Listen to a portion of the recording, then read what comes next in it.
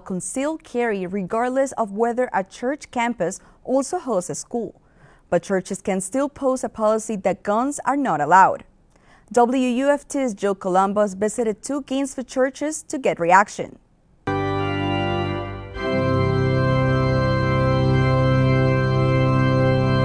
For Beth Snar, senior pastor at First United Methodist, the idea of any firearms in the church makes her feel unsafe. There does need to be, in my opinion, some limits, specifically around these really weapons of mass destruction that have killed so many innocent people. Governor Ron DeSantis signed a bill allowing guns in church properties with nearby schools.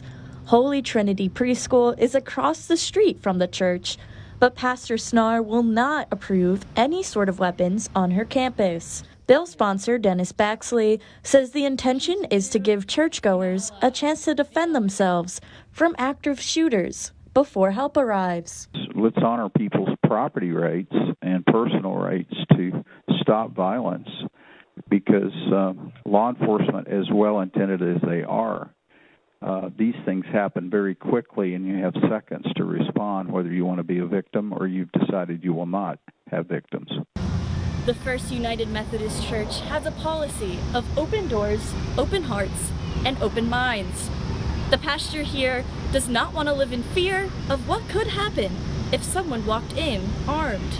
I think that it would make us come across as more fearful to the world and for ourselves, if we were to have guns, here on campus. Upper Room Ministries senior pastor Carl Anderson has a different approach to keeping the congregation safe. That consider